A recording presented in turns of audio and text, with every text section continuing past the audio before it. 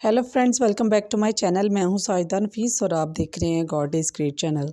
खुदावंद के ज़िंदा जलाली और बाबरकत नाम में आपको मेरा दिली सलाम। मेरा ईमान है कि खुदावंद के फजल व करम से आप खैरियत से होंगे। आज की वीडियो में हम सीखेंगे दयाकी के हवाले से कलाम मुक़द्दस में हमें क्या दर्स मिलता है। वीडियो का एंड तक ज़रूर देखिएगा और अगर आपको मेरी वीडियो अच्छी लगे तो लाइक और सब्सक्राइब ज़रूर कीजिएगा ताकि आपको मेरी नेक्स्ट आने वाली वीडियो सबसे पहले मिल सके और आप अपने ईमान को खुदावंद पर और ज़्यादा मजबूत और पुख्ता कर सकें।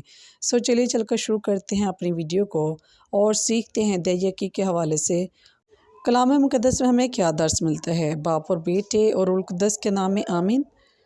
तस्निया शरा 26 बाब 12 से 15 आयत तक।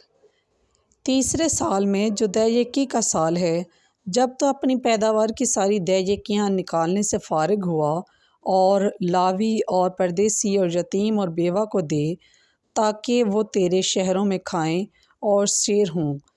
तो खुदावंद अपने खुदा के आगे यूँ कह कि मैं अपने घर में अपने घर से मुक़द्दस चीज़ें निकाल कर लाया और लावी और परदेसी और यतीम और बेवा को दें। तेरे सब हुक्मों के मुताबिक जो तूने मुझे फरमाए, मैंने तेरे हुक्मों से तजावज़ नहीं किया और ना उन्हें भूला। मैंने उनमें से अपने मातम के वक़्त ना खाया और ना मैंने उनमें से नापाक हालत में कुछ लिया, ना मैंने मुर्दा के लिए कुछ दिया, बल्कि खुदावंद अपने खुदा के कलाम की फरमाबरदारी की और सब कुछ जो तूने हुक्म दिया मैंने उसके मुताबिक किया।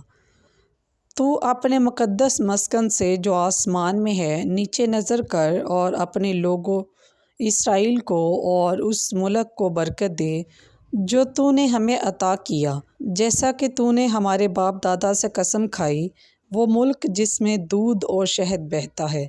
बस पाक कलाम के पढ़े और सुने जाने पर खुदावंद की ख़ास बरकत हो। खुदावंद का शुक्र हो।